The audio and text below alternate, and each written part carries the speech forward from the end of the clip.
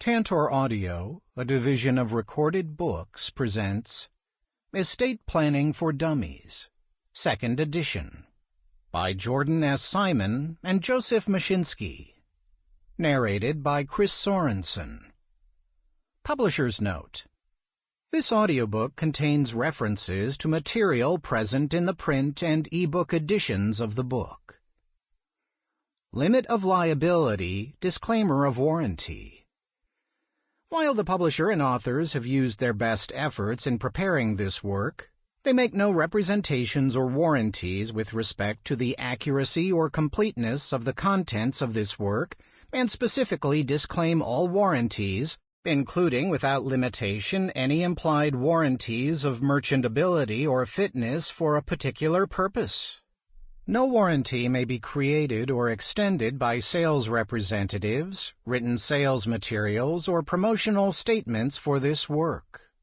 The fact that an organization, website, or product is referred to in this work as a citation and/or potential source of further information does not mean that the publisher and authors endorse the information or services the organization, website, or product may provide or recommendations it may make.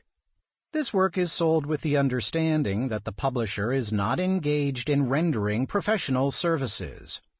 The advice and strategies contained herein may not be suitable for your situation. You should consult with a specialist where appropriate. Further, readers should be aware that websites listed in this work may have changed or disappeared between when this work was written and when it is read. Neither the publisher nor authors shall be liable for any loss of profit or any other commercial damages, including but not limited to special, incidental, consequential, or other damages. Introduction. Even if you're not a zillionaire who owns multiple houses, a couple of boats, and some hefty bank accounts, you still have an estate. And with that estate comes the requirement to take control of what happens to all your belongings, no matter how much or how little you actually have. After all, you can't take it with you. So how do you take control of what happens to your estate? With planning. Welcome to the world of estate planning. Estate planning applies to everyone. Yet a surprising number of people either have only done a very small part of what they need to do, usually just creating a will, which very often is out of date, or perhaps have done absolutely no estate planning at all. That's where Estate Planning for Dummies comes in.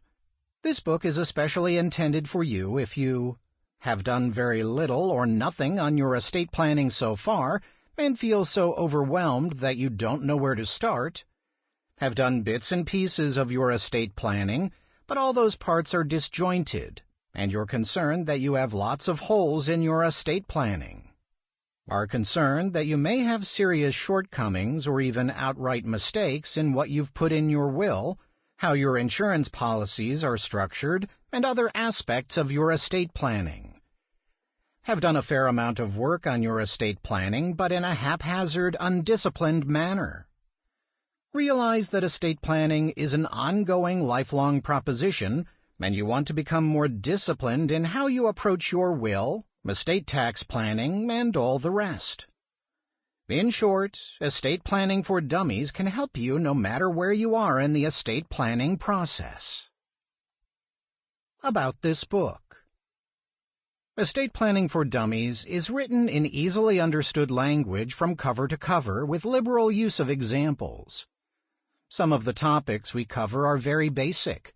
The estate planning fundamentals we cover in Chapter 1, for example, while other material, such as the chapters on trusts, is more advanced and complicated. If you are considering estate planning for the first time, you may want to skim through the book cover to cover just to get an idea of what's here, and then settle down and use the book as a reference on specific topics as they come up. If you've had a bit more exposure to estate planning, you may want to selectively read certain chapters and either skip or skim others. We recommend at least skimming every chapter, even if you currently have, for example, a will, a few trusts, and various types of insurance policies, and understand the basics pretty well. Foolish assumptions. The most important assumption we've made about you is that you're ready to dive into estate planning, or at least are curious about what estate planning involves. Maybe you already have a basic will, but time has passed since you prepped that will, and your life has become more prosperous and complicated, and you need to look into trusts, will substitutes, estate tax considerations, and many other topics that make up your estate. Perhaps you used an online will preparation website or even created a simple trust using a website that helps customize a trust to your particular needs. Congratulations! That's a great start. But as you'll see in this book, estate planning is about much more than simple wills and trusts. Modern family situations can get very complicated, and your wishes for your estate could be equally complicated, or maybe even convoluted. Fear not. No matter what your particular estate situation happens to be, just follow along, and we'll walk you through both simple and complex decisions and steps that you need to make. Icons used in this book. As with all For Dummies books, icons which are verbalized in this audiobook call your attention to various points we make, or try to make, about estate planning. Tip. When you hear the tip icon, the accompanying material is some action you should consider taking to make your life easier. Warning. The warning icon is exactly that. A warning of some dire consequence that may occur should you make the wrong move with your estate planning. Technical stuff. When you hear the technical stuff icon, the accompanying material falls into that category of thanks, but that's more than I really needed to know. You can certainly get the gist of any chapter's content by skipping all the technical stuff material, but if you want to get under the hood for that chapter's topic, a few moments spent with this technical stuff can help you thoroughly understand that topic, just like the estate planning professionals. Remember. The Remember icon highlights the key point or two that can help you be a better estate planner. Beyond the book. In addition to what you're reading right now, this product also comes with a free Access Anywhere cheat sheet. There you can find quick reference material about wills, trusts, and other important estate planning topics.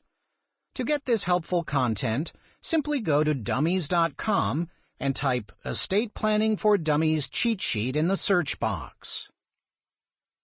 Where to go from here? Now it's time to dive into the world of estate planning. If you're totally new to the subject, you won't want to skip the chapters in Part 1 because they provide the foundation for the rest of the book. If you've already started your estate planning with a basic will and maybe a simple trust, we still recommend that you at least skim Part 1 to get a sense of how to get beyond all the hype, buzzwords, and generalities related to estate planning. From there, you can read the book sequentially or jump around as needed, using the table of contents and index found in the print and ebook versions of the book as your guide. Whatever works best for you is how you should proceed. Part 1. Getting started with estate planning. In this part, get the straight scoop on all your estate planning needs. Tally up everything that needs to figure into your estate plan. Chapter 1. Congratulations! You have an estate. In this chapter, understanding what your estate is, planning what will happen to your estate, realizing that your estate planning goals are different from other people's, comprehending estate planning lingo, stepping onto the critical path for estate planning, putting together your estate planning team. The protection and control that you need. No, that phrase isn't the marketing slogan for a new deodorant. Instead, it expresses the two most important reasons for you to spend time and effort on your estate planning. After you die, the government will try to take the portion of your estate that the current tax law says it's entitled to, but you have the opportunity to protect your estate by minimizing that tax bite. You want to have as much control as possible over how your estate is divided up. Basically, you want to decide what will happen to your estate rather than have a jumbled set of complicated laws dictate who will get what. You may have spent time working on a financial plan throughout your life, as well as crafting your retirement plan. Your estate plan accompanies those other two plans and makes up the third leg that supports your life's overall financial stool. Warning: without a solid estate plan, however, your financial stool can't stand on just those two other legs. Even worse, even though you may not be around to witness the complications and damage, all your hard work on your financial and retirement plans could be severely compromised in the absence of a solid estate plan. Before you can plan your estate, you need to understand what your estate really is.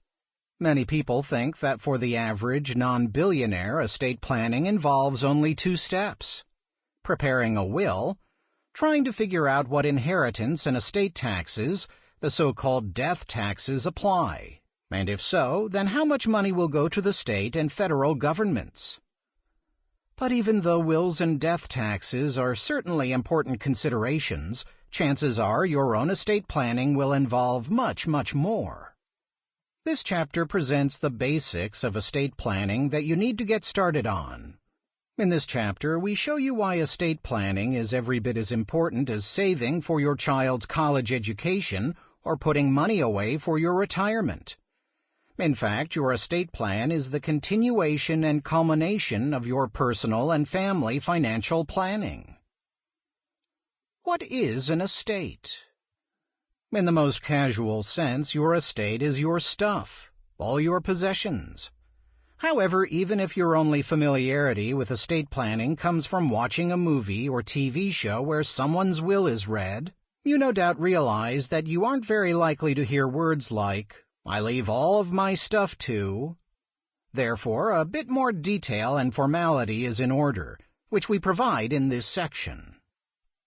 The basics. Definitions and terminology. All my property. Think of that phrase when you plan your estate. What's that, you say? You live in an apartment and don't own a house or a condo or any other real estate, more formally known as real property. See the property type section later in this chapter. So you think you don't have any property? Not so fast. In a legal sense, all kinds of items are considered your property, not just real estate, including the following: cash, checking, and savings accounts, certificates of deposit, CDs, stocks, bonds, and mutual funds, crypto assets such as cryptocurrencies and non-fungible tokens, NFTs, retirement savings in your individual retirement account, IRA, 401k, health savings account, HSA, and other special accounts. Household furniture, including antiques, clothes, vehicles, life insurance, annuities, business interests, jewelry, your baseball card collection, that autographed first edition of The Catcher in the Rye, and all the rest of your collectibles. As we discuss in the property types section, your estate consists of all the preceding types of items, and even more, divided into several different categories. For estate planning purposes, these categories are often treated differently from each other, but we cover that distinction later. The types of property listed almost always have a positive balance, meaning that they are worth something even if something is only a very small amount. Of course, an exception may be your overdrawn checking account, which then is actually property with a negative balance.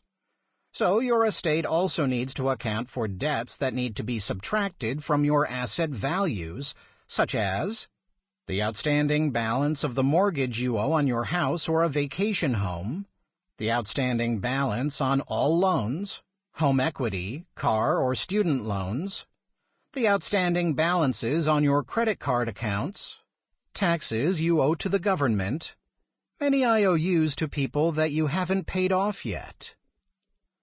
Remember, basically all debts you have are as much a part of your estate as all the positive balance items. In addition to understanding what your estate is, you also need to know what your estate is worth.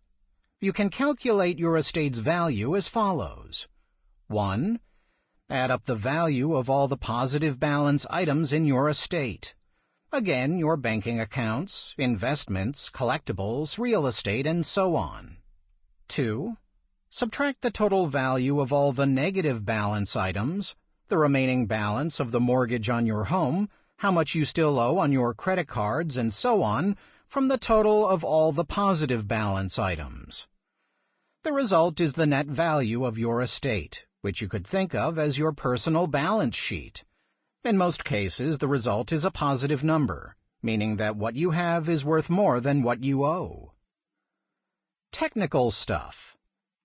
If calculating a net value by subtracting the total of what you owe from the total of what you have seems familiar, you're right.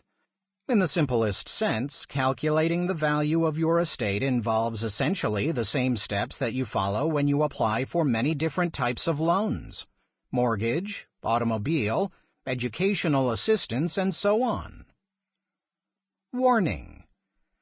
However, in many cases, including perhaps your own, determining what the parts of your estate are and what they're worth can be a bit more complicated than simply creating 2 columns on a sheet of paper or in your computer's spreadsheet program and doing basic arithmetic.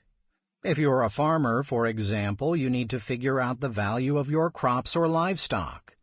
If you own a small one-person business, you need to calculate what your business is worth. Or perhaps you and 6 other people are joint owners of a complicated real estate investment partnership. If so, what is your share worth? In Chapter 2, we discuss more technical and sometimes more complicated ways to determine your estate's value. For now, another point to keep in mind is that in addition to what you have right now, your estate may also include other items that you don't have in your possession but will at some point in the future, such as any future payments you expect to receive, such as an insurance settlement, or the remaining 18 annual payments from that $35 million lottery jackpot that you won a couple of years ago. A loan you made to your sibling to help get their business started that they will eventually repay. Tip. For planning purposes, you also want to consider future inheritances you may receive, which might be part of your estate when you die. See the nearby sidebar, The Ripple Effect. Warning. The ripple effect.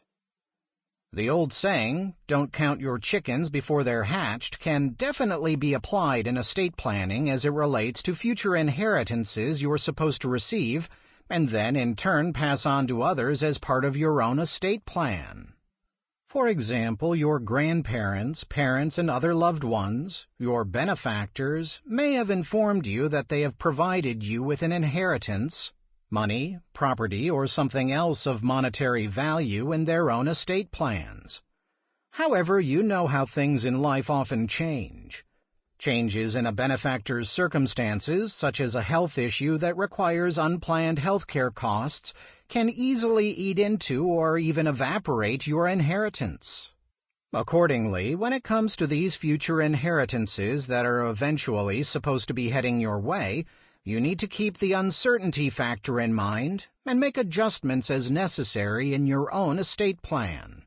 Essentially, unforeseen changes to the estate of one of your own benefactors could ripple into unforeseen changes in your own estate.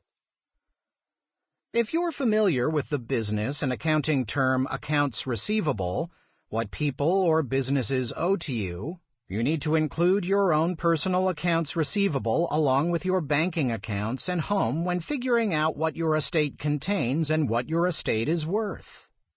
One final term to cover is estate planning. By definition, estate planning means to plan your estate, of course. More precisely, you need to follow a disciplined set of steps that we discuss later in this chapter. Why? because you want to protect as much of your estate as possible from being taken away, and because you want to control what happens to your estate after you die. An estate plan allows you to preserve as much as you can for your beneficiaries, family members, lifelong friends, or maybe even your favorite charities. Remember, your estate plan typically includes the following: your will, documents that substitute for your will, called, big surprise, will substitutes; trusts, tax considerations with the idea of minimizing the overall amount of taxes you have to pay; various types of insurance, such as life insurance and long-term care insurance; items related to your own particular circumstances, such as protecting your business or setting aside money to pay for your health care or a nursing home in your later years. All these aspects of estate planning are discussed in this book. If this collection of estate planning activities seems a bit overwhelming, think of estate planning as a parallel to how you plan your personal finances and investments. Your investment portfolio may be made up of individual stocks, bonds, mutual funds, and exchange-traded funds, ETFs, along with bank CDs or other savings-related investments. And then, within each type of investment, you have further categories, for example, different types of mutual funds that you may want to use. Your investment objective is to sort through this menu of choices and put together just the right collection for your needs. You must also do the same with your estate plan. You need to have the right will and insurance coverage, possibly accompanied by trusts if they make sense for you and your family. See Chapter 7. You may need additional estate planning activities and strategies particular to your own needs. Property types. You can have several types of property within your estate. Make a distinction between these types of property because various aspects of your estate planning treat each type differently. For example, in your will, see Chapter 3, you can use different legal language when referring to various types of property, so remember to keep these definitions and distinctions straight. Earlier, we mentioned one type of property, real property, and note that real property refers to various types of real estate, including the following: your home, a house, condominium, co-op apartment, or some other type of primary residence that you own; a second home, such as a vacation property on a lake or near a ski resort; a piece of a vacation home, such as a timeshare; fractional ownership in real estate, through companies such as Picasso and Arrived; any kind of vacant land, such as a building lot in a suburban development, or even agricultural land you may own next to your main farm; any investment real property that you own either by yourself or with someone else, such as a house you rent out through Airbnb or Vrbo or on your own, or your share of an apartment building. Technical stuff. In addition to the actual real property itself, your estate also includes any improvements that you can't even see. For example, if you and 3 of your friends bought 200 acres of land with the intention of turning that land into a subdivision, and you've spent loads of money on infrastructure, water lines and hookups, sewer lines and hookups, in-ground electricity and cable, and so on, then those improvements, or more accurately, your share of those improvements, are also considered to be part of your estate, along with the original real property itself. In addition to real property, your estate includes personal property, which is further divided into 2 categories. Remember, tangible personal property. Your tangible personal property includes possessions that you can touch, such as your car, jewelry, furniture, paintings and artwork, and collectibles, baseball and sports cards, autographed first edition novels, and so on. Your house is considered to be real property but not tangible personal property, even though you can touch it. Why? because your house is permanently attached to, and thus made a part of, the land upon which it is built. Intangible personal property. Your intangible personal property consists of financially oriented assets, such as your bank accounts, stocks, mutual funds, bonds, and your IRA. Technical stuff. Technically, that stock certificate or mutual fund statement isn't actually what you own. It represents your portion of the ownership of some company, in the case of the stock certificate, or your portion of that mutual fund in the company's stocks in which it invests. Sound confusing?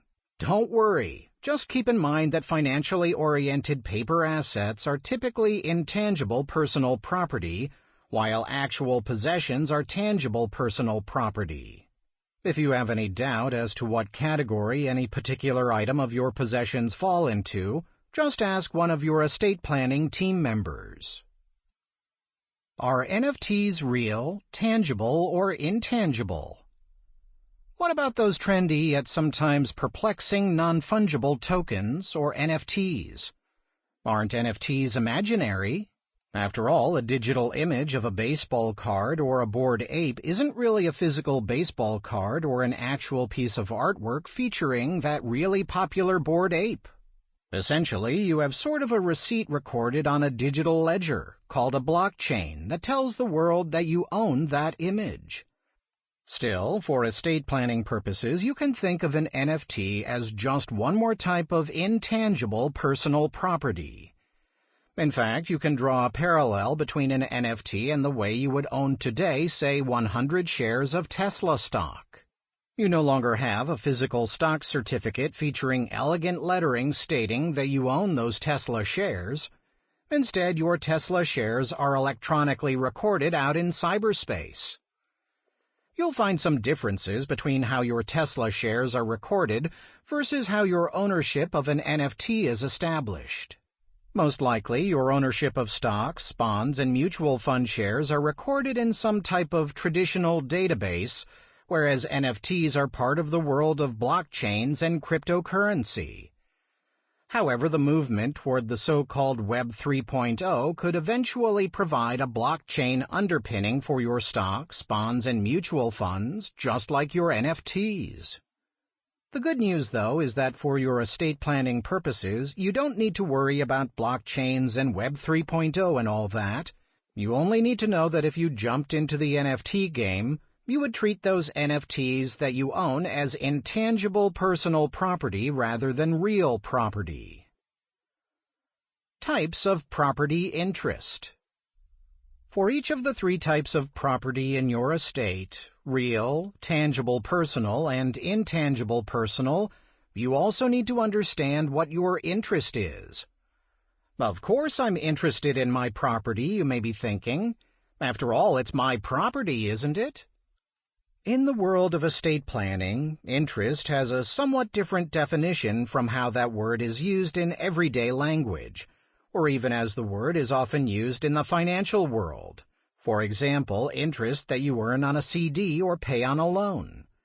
And more important, the specific type of interest in any given property determines what you specifically need to be concerned about for your estate planning. Property interest is an essential part of almost all your estate planning, from the words that you put in your will, chapters 3 through 6, to how you may set up a trust, chapter 7, for 2 very important reasons. You need to clearly understand what type of interest you have in your property so you can make accurate decisions about how to handle your property when you plan your estate. As you decide what to write in your will, and perhaps also set up trusts as part of your estate plan, you need to make decisions about what type of interest in each property that you want to set up for your children, your spouse, other family members, or institutions such as charities. The 2 main types of property interest are legal interest, beneficial interest. If you only have a legal interest in a property, you have the right to transfer or manage that property, but you don't have the right to use the property yourself. For example, Part 3 of this book discusses the very important and very complicated subject of trusts that may be an essential part of your estate planning. By way of a very brief Sample complete. Ready to continue?